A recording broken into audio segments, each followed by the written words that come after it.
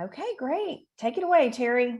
All right, thank you and welcome everyone to the Franchise Owner Experience, Ask the Owner. We're happy that you're here with us today, spending your lunch with us. My name is Terry Villanueva. I'm a franchise consultant serving the San Antonio and Austin area. I know some of you might be from other regions of Texas or Louisiana or the Phoenix area. We're glad to have you. That means that your consultant sent you our way to learn more about the franchise experience. I also want to recognize my colleague, Sarah Waskow from the Dallas-Fort Worth area. She's going to be helping me with the chat and all along through. So thank you, Sarah, for being here.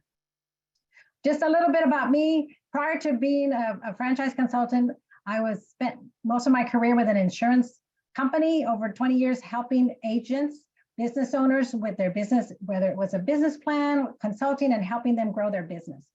I also have become a regular speaker with SCORE and the Boots to Business here in the military community in San Antonio. I love being part of the community, so I think it's important for me to be members of certain organizations like the chambers, women's organizations, and just to be, informed about the community. So today's agenda, one, we're going to introduction to FranNet and who is FranNet. I'm going to touch a little bit on the franchising trends in 2023. We're going to talk with our franchising panel. So far, we have two of them here. We have Michelle and Keith Johnson from Floor Coverings International, and we have Jason Gaynor from Line Painting, and they'll tell you a lot more about themselves when we get to that section. And then we'll have, we'll open it up to the audience, because I know you probably brought your questions. You want to ask the owners about their experiences. So we want to allow time for that at the end for any questions you have for our panelists. So that's the agenda for today. I'm sorry. So what does FranNet do? Well, FranNet, first of all, FranNet is a franchise consulting firm that has been around 30 plus years. There's consultants like myself and Sarah across the country that help clients. Really, we educate clients on opportunities about business ownership and what franchising is and isn't. So we offer them choices. We like it because we're a one-stop shop. We can offer choices, not just one franchise, but many choices, so that our clients can make informed decisions. We don't sell, we're not selling the franchise. The franchisor is selling the franchise. We're like the matchmaker. That's what I like to call myself, is a matchmaker. And if you think about it, when you work with a real estate, it's kind of similar to that. You're looking for the right house, right? Your special house, your dream house. And you have certain requirements that you're looking for, such as a large kitchen or a big backyard. So things that are specific to the house. That's just like when we work with our clients. They also too have specific criteria for a business that they're looking for. And so we try to understand what those needs and wants are so that we can better match with a franchise for our clients. Oh my goodness, my screen. So our services are 100% free to the client. The way we get paid is that once you work with a consultant and you start researching concepts that we have recommended to you after you've done all your due diligence, because the research is an important piece of this, that you ask the right questions and you do the due diligence. So after all of that, if you decide to buy a franchise that we have recommended, the franchisor will pay us. So there's never an increased cost to you. There's no cost to you at all. The franchisors are happy that we've brought a great qualified candidate to them. So just know that there's no cost involved. I found this article from Forbes and I thought it was worth mentioning, some franchising trends. So, and you see this in the news as well, white collar employees are seeking new opportunities. So everybody remembers 2008 and 2009, and as well, that recession period, and then most recently the COVID, where there was a flock of employees leaving corporate America. So I think they called it the Great Resignation. They're also predicting that history will repeat itself this year, that we see groves of people saying, okay, enough of this. I want to try something on my own. I'd like to try business ownership. So that's one trend. Franchising are looking to capitalize off a business that has demand. I get clients that say, I want something that is going to be a need for the customer. It's not just a fly by night, but a consistent demand.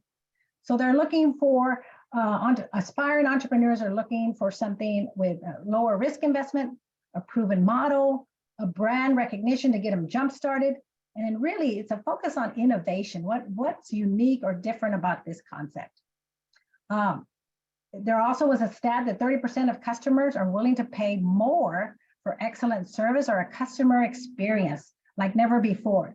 And that's very helpful, especially for the home industry. And the clients or the panelists today are in the home industry, home improvement industry, because that industry did well, not only during COVID, but continues to be strong and well, even up to today.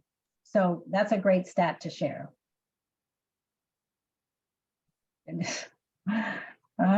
Okay, so now we are going to go back to the very first screen.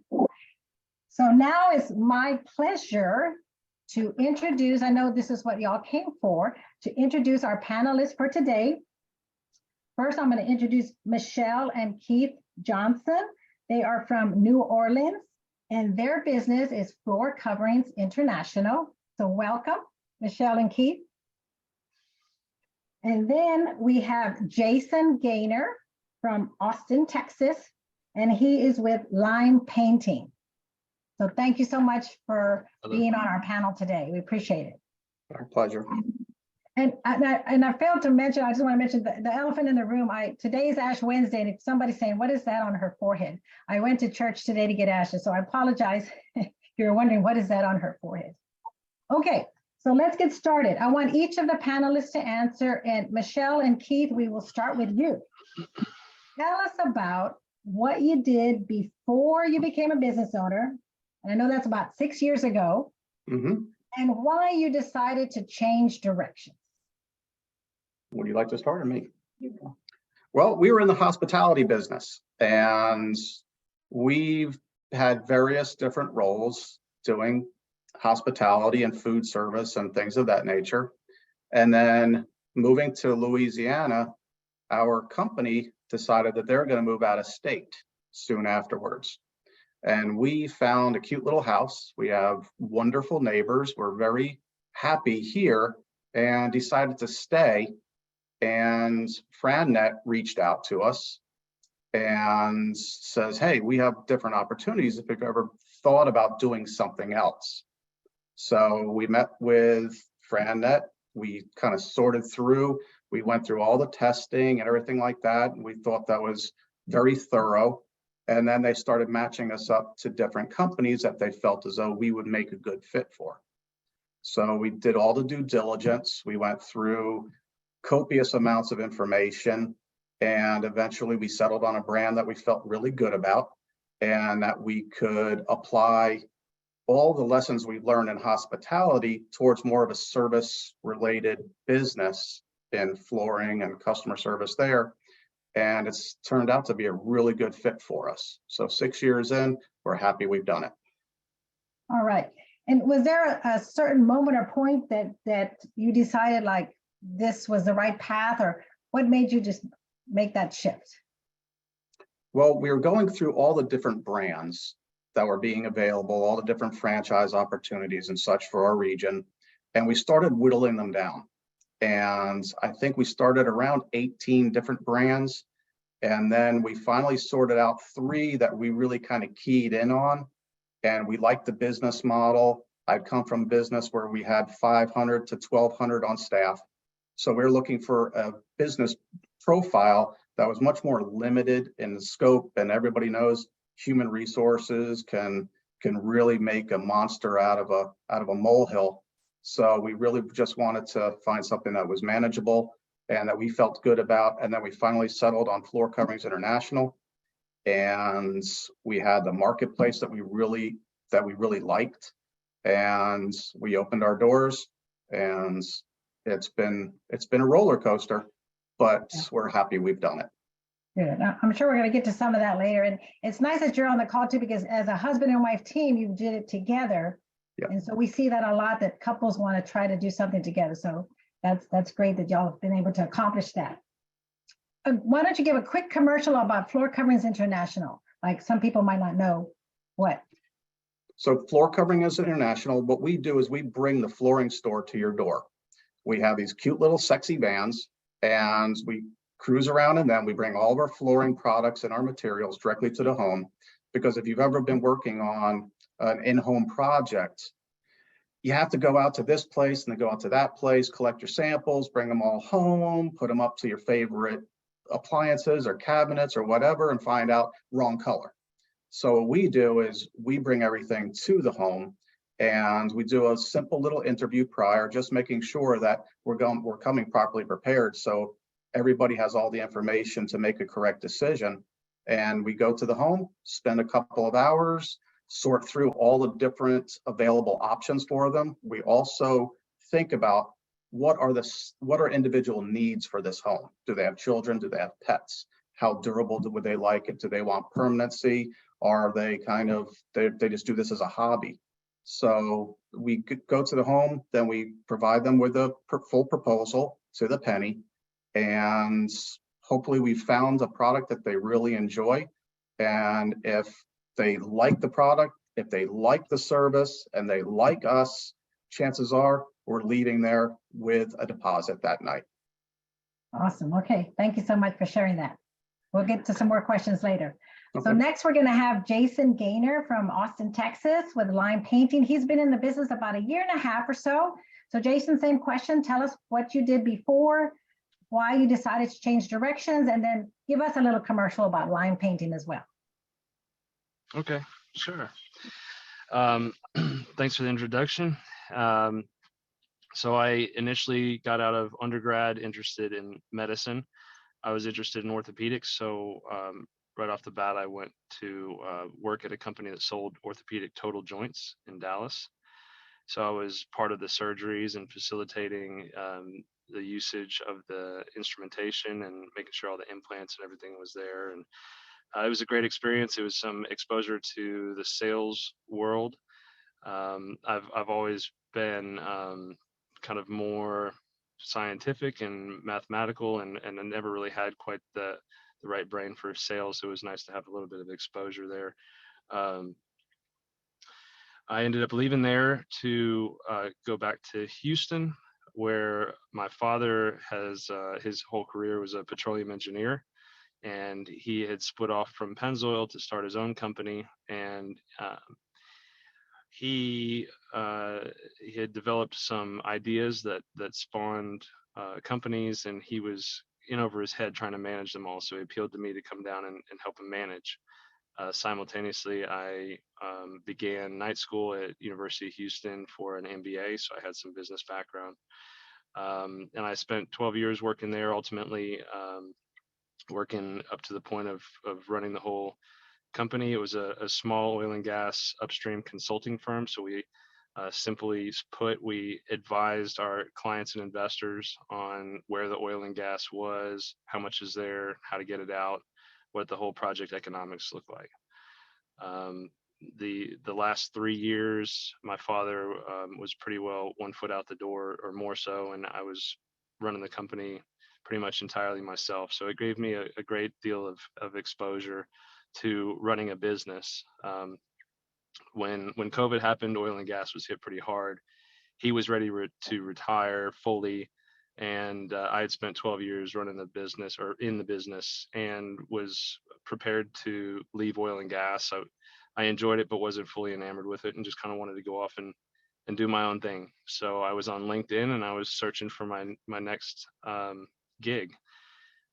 I applied to a bunch of jobs, looked at a lot of different things, and in the midst of that, I was contacted by a FranNet consultant, and she said, "Hey, you seem to have a fitting pedigree for a business owner for a franchise. Have you ever thought about it?"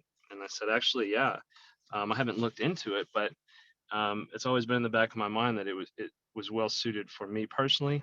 I always like the idea of having a structure to work with. If you give me a blank page, I'm really challenged. But if you give me a proven concept that I can evaluate, and I can research, and I can see that others have been successful implementing this concept, and you've got a wealth of knowledge there that can be tapped into so I can get up to speed quickly. All of that appealed to me. And so I looked into it further.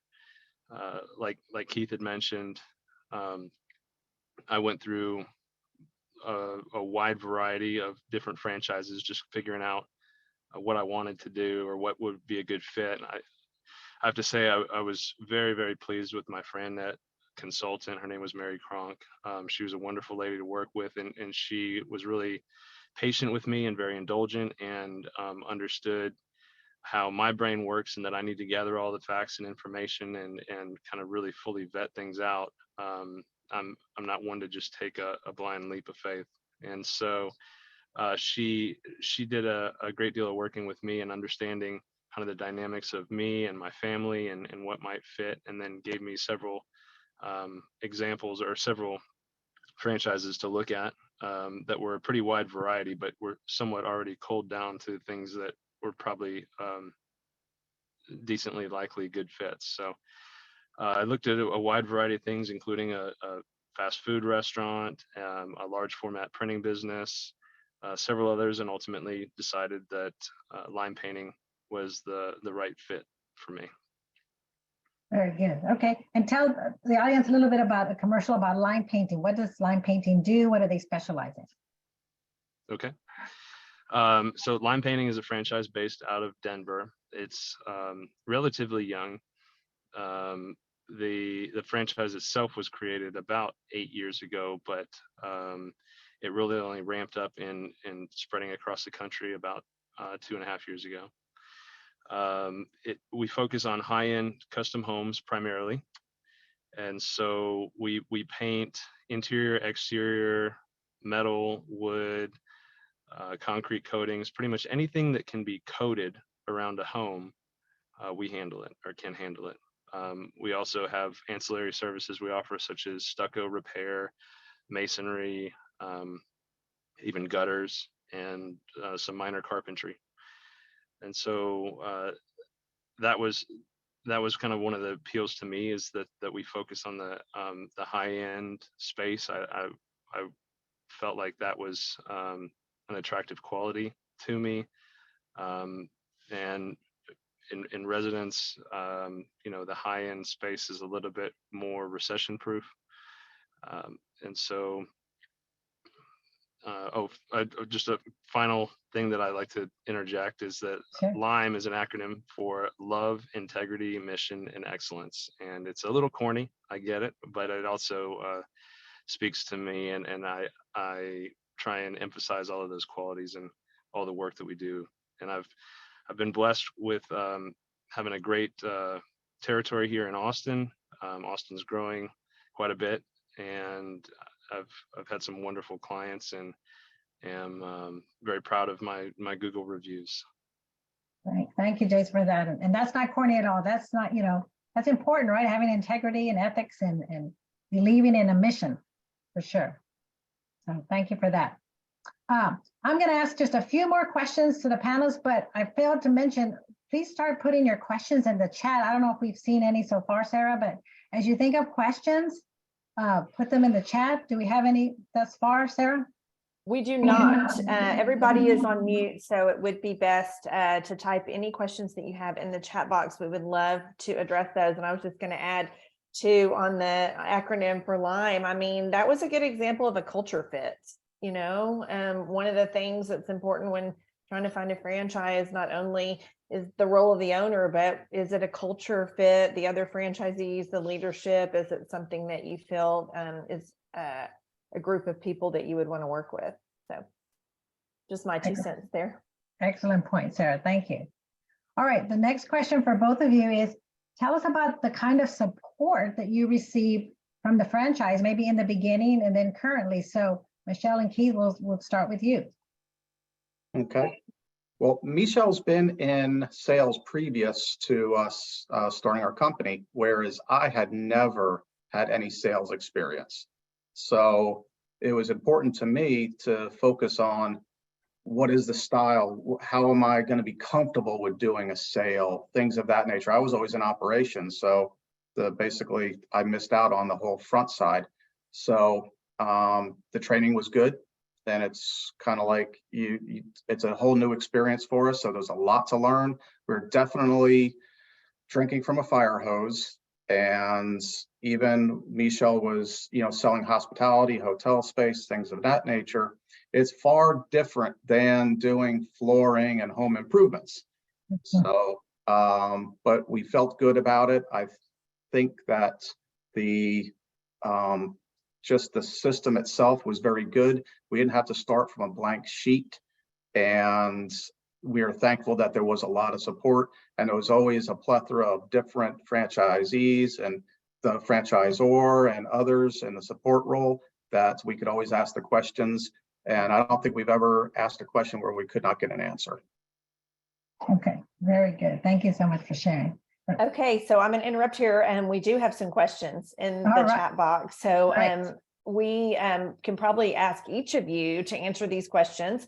The first one is, do you feel like you have to have experience in the industry before becoming a franchisee? So Jason, I think Michelle and Keith may have kind of answered that a little bit already, but certainly can add any more input. But let's hear what Jason has to say in response to that question. That's an excellent question. I get asked that a lot. I knew nothing about painting beforehand, and I was a little concerned getting into it. But the franchise, and that's part of why you buy into a franchise and existing system, is that they have systems in place, or the right ones do. And so very quickly, I got up to speed on what I needed to know, and was provided with a wealth of knowledge. There was a great deal of information that was put out there by the franchise. Also, the owner network of other franchisees was very strong. That was a big draw for me in getting into the franchises. I was able ahead of time to have a little bit of interaction with other franchisee owners for Lime Painting, and realize that I would be in a really great peer group that would be very collaborative and very helpful, which has been the case. And also, Lime put me in touch with local reps from Sherwin-Williams and Benjamin Moore, who are our primary paint suppliers. And the reps from both of those organizations have been extremely helpful. So that was a long way of saying I did not need to have any prior knowledge. Great, thank you. So Michelle and Keith, did you want to add anything else to that? We didn't have any professional experience. We did flooring ourselves in our own home, and but with the leadership and from Floor Coverings, we felt that this is something that we could learn. We had the support that we needed in order for us to be successful. So we didn't have much experience, if any. The only thing we've ever done was our own do-it-yourself projects at the house. Okay, thank you so much. So the next question is, how would you rate the marketing programs? So y'all want to go ahead and just address that, Michelle and Keith? The marketing plans have, certain things work for certain things work for specific markets. Some are a little bit more broad-based. And from the marketing standpoint, it's everything you want to put into it. You can allow them to do your national profile, things of that nature, online, things like that. What we've really embraced, we're a single franchise in this area. So we get up in the morning and start thinking local marketing, and it's every single day. So whether it's going to be going on to Google websites, setting things up, but they've pretty much got it dialed in from corporate that which markets to focus on, what works best in those markets. And then they could also apply tactics from smaller markets like ours and provide us with the information that we need. And we really pick and choose through a lot of different programs that they come up with. And it's always an evolving program. Nothing's ever etched in stone, because like everything else, things and changes are in the marketplace with regards to marketing, and they stay pretty on top of it. Great, thank you. Jason, what would you like to add regarding marketing programs? I'd say my experience is quite similar to Keith and Michelle's. Um, we have through corporate, we have a one single company that's kind of our digital marketing firm who had a call built our websites and helped us with Facebook and Instagram and things like that. But also it's on us to take that a step further and customize it to our local market. I personally chose to hire a because I'm not that great with social media, and so I hired a social media intern out of New York who helped me remotely for quite some time to spruce up my Instagram and Facebook and things like that.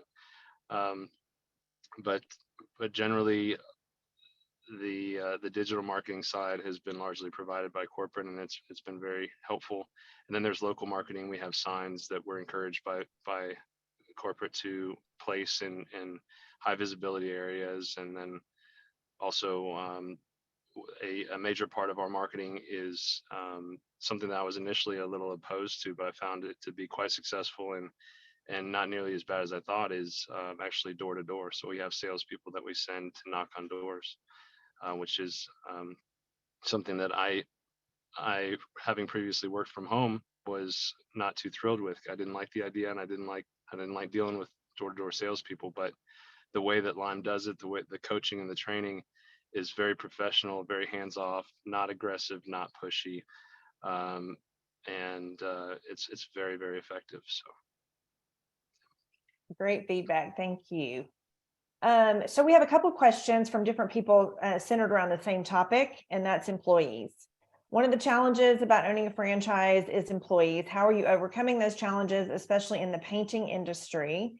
And then how difficult is it to find, train, and retain employees? So since that one question was specific to painting, let's go ahead and start with you, Jason, on the subject of employees and how you're overcoming any challenges with that.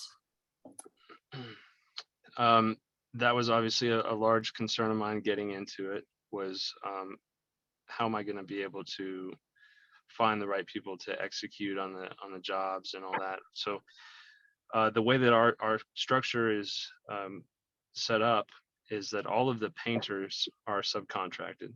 And so I'm not responsible for employing any painters individually or having insurance for them or providing or maintaining equipment or anything. The way that we work is I find the jobs, I interface with the customers, I bring in the painters, and I source all the paint, and they provide all the materials, and then I manage the project. And so I stay on top of everything, and I am the point of contact for the customers. And so that's the service that we provide, is kind of bringing in the qualified people, and then making sure it's executed on. For finding them, as far as painters go, the subcontractors, it has been very, I don't want to say easy, but has kind of all fallen in place without a whole lot of challenge. I haven't had much difficulty on the worker side. Where I have had some challenges and difficulty is in the employees. So my employees, I employ salespeople and project managers. And so I've had a lot of turnover in that regard. I've had challenges in finding people who are a good fit and want to stay with it. Our structure has a base salary with a commission. And frankly, it's been a bit challenging finding the right people. Find their guidance on the structure of compensation, which I think will help. And they're also adding in support for finding the employees, where previously we would use Indeed, which was somewhat successful, but now corporate is helping with that. So I would say finding the workers has been relatively easy. Finding the employees, the salespeople, project managers has been more challenging. Thank you very much for that insight. So Michelle and Keith, what about you guys? Keith and I have been the face of floor coverings, and so we're the ones that are going out there and, doing the selling and really being the point person. We are about to bring on a design associate, so was probably having some of the same challenges as Jason has had. In the office, we did have an office manager, and but with the amount of work, we felt that it was better for us to part ways and go with the production manager. And right now, the production manager that we've had has been very good. We did find him on Indeed, and it's been a good fit. He understands customer service and what the expectations are. And then with our installers, yes, we've gone through quite a few different installers because we demand a lot from them, but we're very fair. But we feel that the best way of getting a good installer is from another installer that is of the same quality, because people won't refer poor teams. They'll only refer good teams, just because it does reflect back on them. And early on, it's difficult. The first thing you need to find the good installers or the good employees is that you have a good reputation, and you have to have the work. So in order to find the best installers, we have 7 crews that we work with right now. And a lot of them have come to us because they've either found our Google reviews or through third-party sources. They've seen us, they've seen our vans driving around, and they've been curious and saying, what is up with your concept, and do you have any work? So when they come in, we check all their materials, we check out all of their equipment, we check out all their paperwork. And if it's a good fit, we'll be eyes on the job during the first few installs to make sure that they're doing exactly what we told the customer we would be doing. And then once we get good and settled in and they're doing what we want, it's full speed ahead. But we do visit every job every day. So we do inspect what we expect, and we want to just make sure that the homeowner's experience is as positive as possible. So that's all about reputation, which is really good to hear. Okay, perfect. So the next question for both owners, how long did it take you to recover your investment? So Michelle and Keith, do you want to go ahead? I know you've been in business for a while and you may or may not remember the answer, and that could be twofold, like the all-in investment or how long did it take to break even? So maybe if you could answer both of those questions. When I say break even, I mean your monthly revenue exceeds your monthly output expenses. Well, okay, so for the first 6 months was scary as all get out. So you open the doors, you're kind of like, all right, the phones are dead quiet. Yeah, we're losing daily. So after that, then we started figuring out, we adjusted our sales strategy, and then the sales started coming in. So I would say in 2 years, we were safely on board fiscally for our company. And in, let's see, for 2021, we are up 48%. For 2022, we're up 22%. And so far for this year, we're up 68% year to date. Wow. So those are all comp sales, and we're very comfortable right now. Great. Thank you for that feedback and those answers. I know that's always a burning question for folks. Jason, what can you add in response to that question? I had to laugh, Keith, when you said that, because absolutely the first, when you open the doors, it is scary. What have I done? And so then it's all on me, and I did it. So let's go. And it's how hard you're going to grind. For me, and you mentioned earlier, drinking from a fire hose is very much so. I mean, you're just so much going on with setting up that business, and learning new things and getting your arms around everything, and it's all new. So I would say month 0 to month 3, I was just so inundated with everything that I didn't have time to think about it and worry about it. But month 3 to month 6 was a pretty scary time for me, as far as I was sleepless. I was doubting myself. Hadn't really gotten a lot of traction when it turned a corner. Month 6 was when I was cash flow positive month over month, and I think I'm yeah, about a year and a half in now, and so I'm approaching being fully paid back on my full initial investment. But it was, yeah, it was that month 6 when I finally I saw some light, and then from month 6 onward, it's just been uphill and growth mode. So that's been good, but definitely had some challenges at first and some scary moments. And So- just to follow back up, probably for positive cash flow, we're in positive cash flow between months 9 and 12 after startup, and it's been consistent ever since.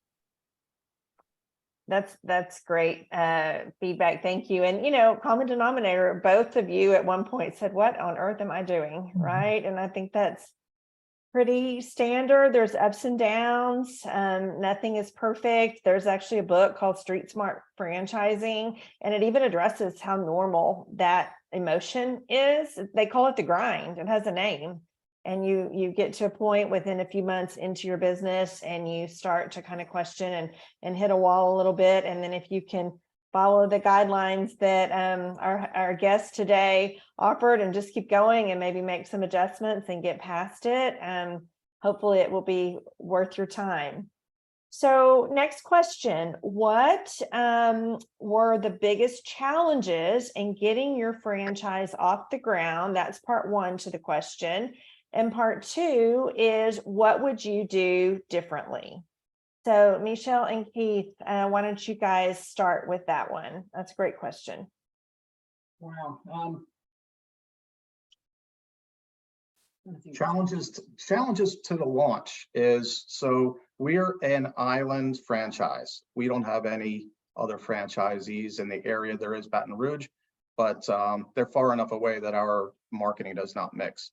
So the biggest challenge is getting the name out, and just flyers, yard signs, internet, Facebook. It's tough to put a portfolio together for social media without a lot of projects under your belt. So the franchisor was supporting us with a lot of materials that's themselves that other franchises have done. And, that's the hardest part, because once the name started getting out there and reputation started to build, advertising and media and marketing, the cost has gone down exponentially now that we're kind of living our dream from our reputation.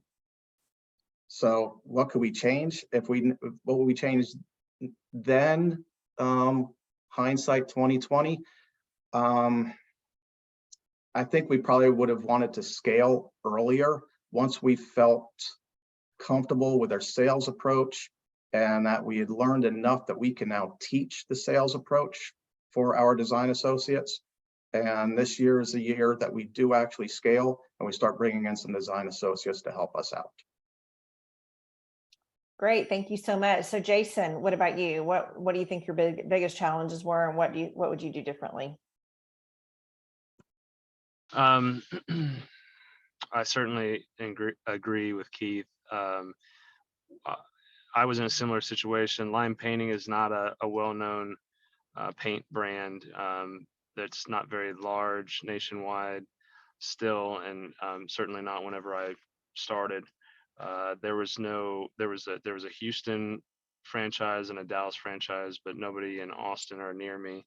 So I was on an island as well. Nobody knew me from anybody. I had no, Google reviews, no projects to share.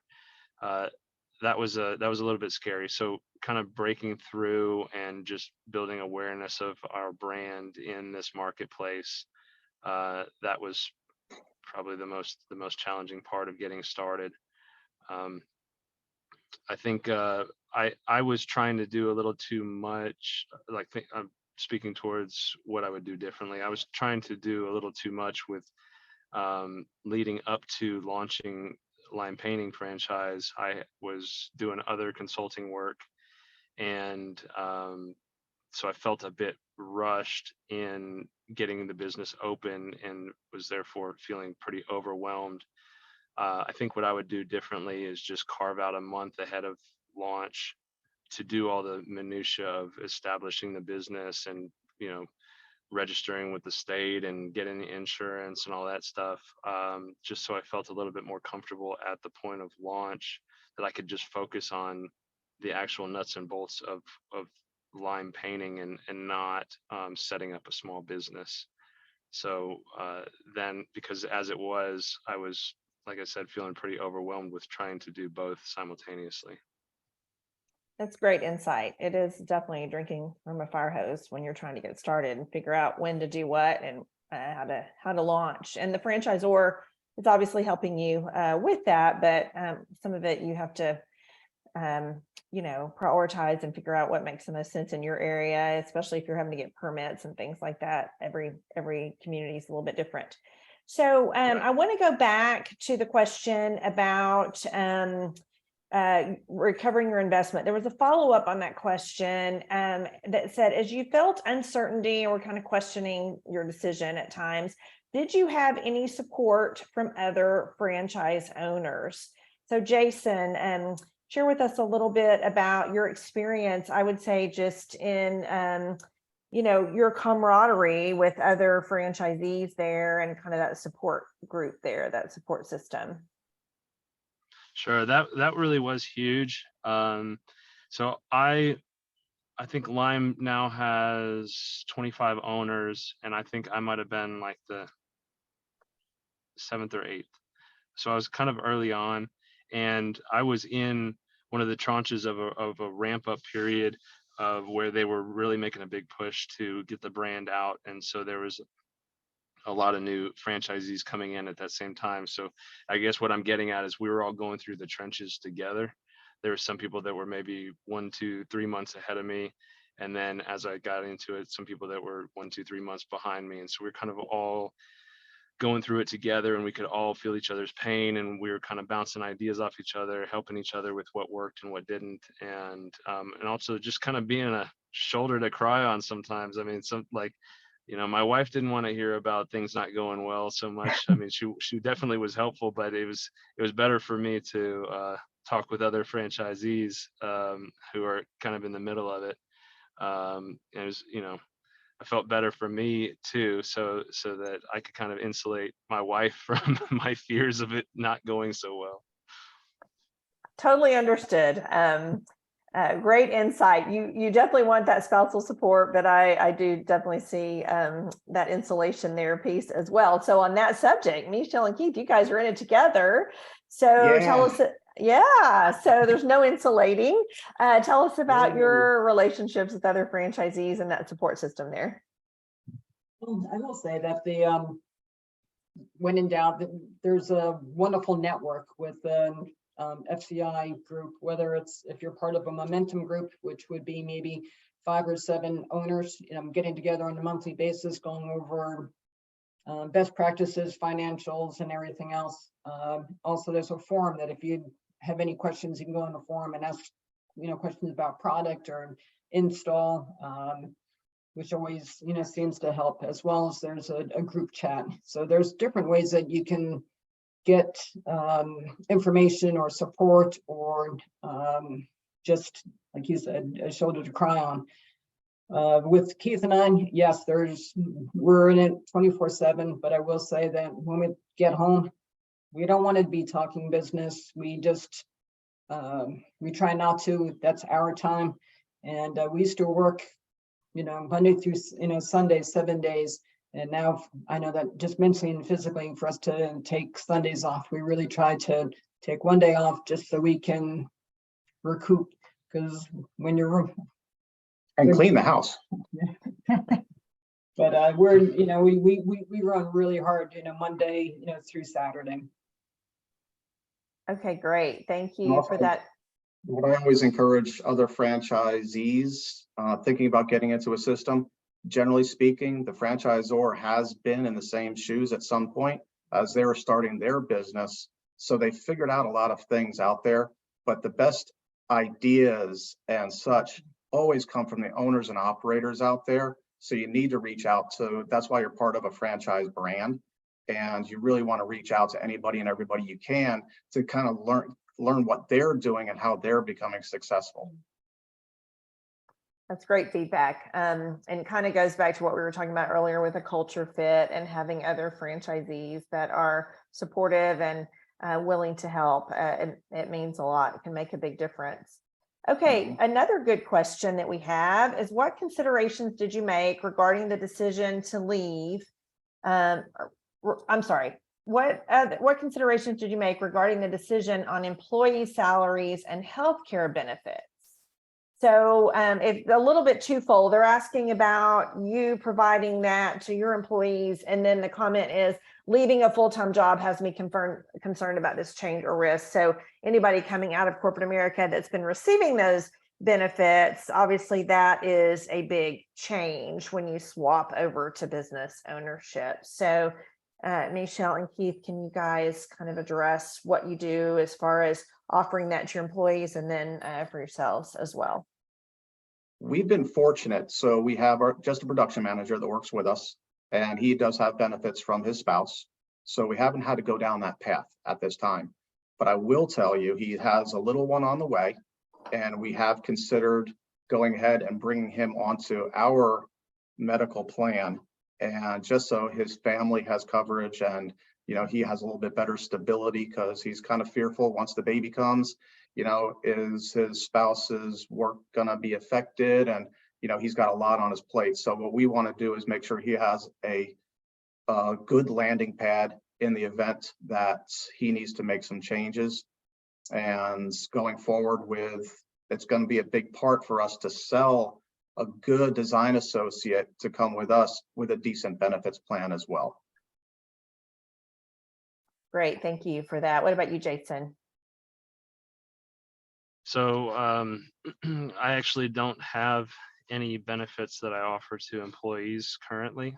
For me, our health coverage is through my wife's job.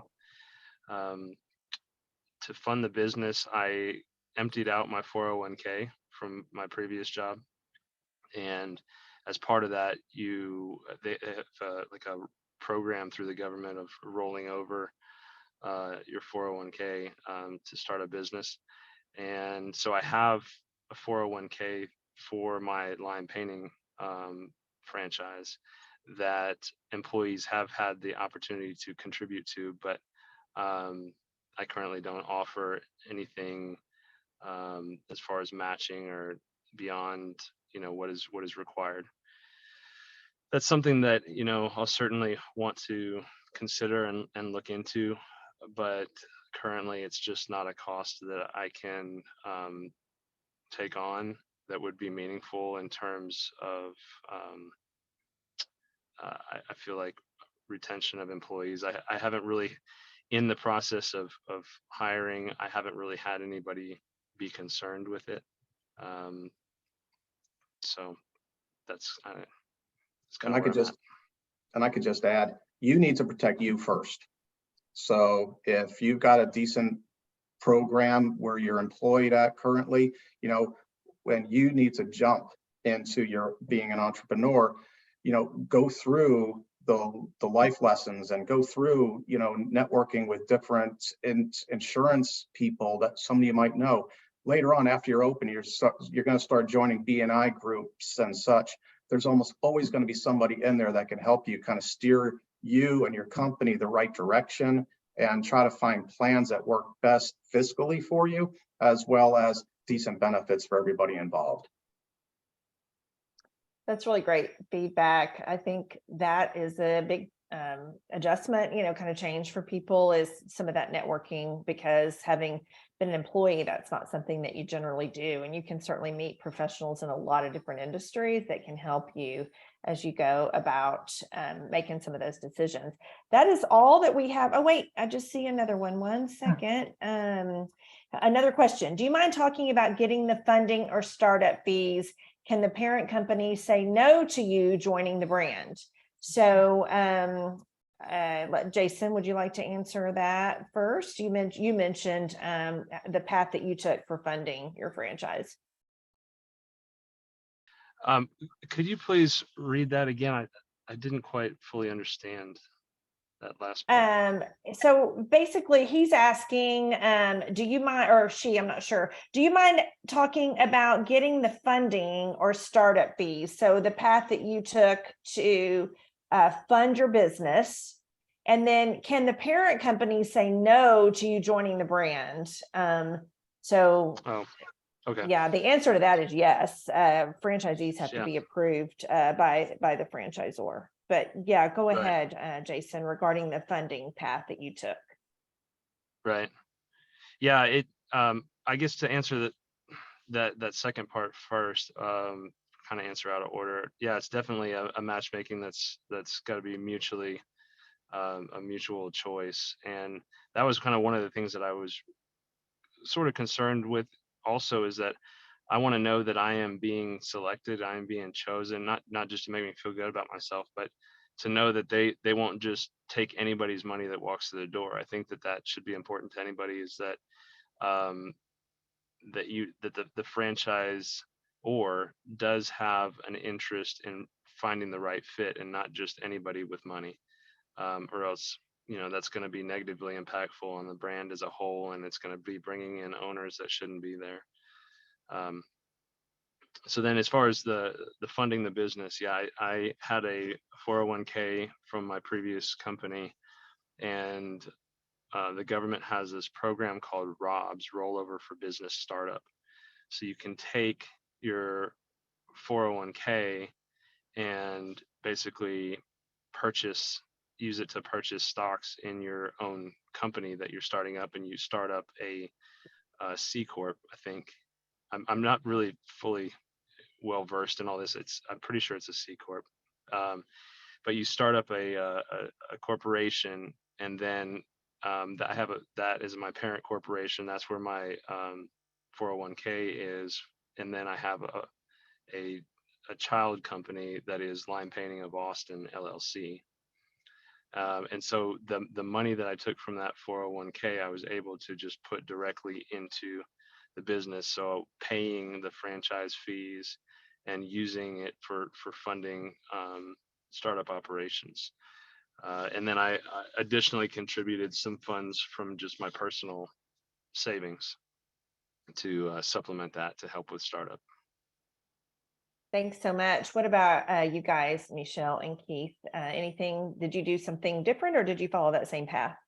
It's very, very similar. So what we did, and actually that Liz Lewis, who is our friend, that consultant, they had steered us towards somebody that has a company called Benetrends. And they were able to take our 401s and some of our investments and turn them into our own stock and our own retirement plans. So we were able to use our money for our own use in order to get startup. And a strong recommendation to anybody and everybody who is willing to jump on to a franchisee platform, make sure cash flow is not so squeaky tight that you can get yourself into a lot of trouble quickly. And we just basically says, if franchisor says you need $50,000 or $100,000 of liquid assets at startup, plan on 150 or 200. Just make sure that you are comfortable to make changes and that you will be more successful. Just making sure you don't get yourself too tight. Definitely. I 100% agree. I think maybe you might be getting a little optimism out of the franchisor. Maybe it's partly salesmanship, but they might give you a lower number. Maybe it's in a perfect world you could get by with that. But I've in my time at Lime, only a year and a half, I've already seen several owners come and go. And I think a big part of that was that they underestimated the cash outlay and the funds that they would need to float. And so I think that was a great bit of advice from Keith. Thank you. Yes, undercapitalization is the #1 cause of businesses to fail. So that is all of the questions that we have in the chat box. Terry, do you want to, we're winding down to our hour. These have been great questions. They sure have. Thank you, Sarah, for facilitating that. Thank you, the panelists, for your great insights, helping these individuals decide, this is the right path. I just have a few more slides before we close, so let me get to the end here. So the next steps. One of the things that FranNet offers, and I know Michelle and Keith and Jason took this entrepreneur profile, that is a great assessment or a proprietary tool that asks you lots of questions about yourself. And out comes this great 12-page report about how you view the world as an entrepreneur, your values, your motives, your core competencies. So that's a starting point, is that entrepreneur profile. It's a lot of great information, regardless if you go the franchise route or not. A lot it says about you. So please reach out to your consultant for taking entrepreneur readiness profile. My clicker. So as they've mentioned before, it's always wise, as you're doing your research, as you're getting close to the end, to get professional advice, to invest in a franchise attorney as you're looking at legal documents, to get that accountant. It's very important to set up your structure. So always it's worth it in the long run to pay for these services and to get good guidance. So great reads here, suggested read, Built to Sell by John Warlow, about the equity you build in your business. And when you sell it, what happens? E-Myth, an excellent book about processes and systems that are important in any business. And then I think Sarah alluded to this, Street Smart Franchising by Joe Matthews gives a really good view on what to look out for when you're thinking about purchasing a franchise. So this is my information. Most of you probably know who your consultant is, but I'd be glad to direct you in the right direction. Again, Terry Villanueva, there's my email and my phone number, the website. I want to thank very much, because I know they're super busy, Jason and Michelle and Keith, for their 1 hour's time with us today, because I think it was well worth everyone's time to hear your experiences and to make that decision for themselves. So if are there any other final questions, Sarah, or comments? I didn't see any. If anybody has any last second questions, please feel free to type them in or reach out to your consultant, as Terry mentioned, and we can certainly get those questions answered. We did have a comment just thanking all of you for your time. As you may have noticed, Jason is on a job site, busy with his business, and joined us from his car. Yeah, there we go. He is bidding. Are you bidding on that job, or is that a job you're already working on, Jason? That's a big project that we've been on for over a month now. It's an 8,000 square foot house here in Horseshoe Bay, and we did a full interior and working on the exterior and trying to get finished up.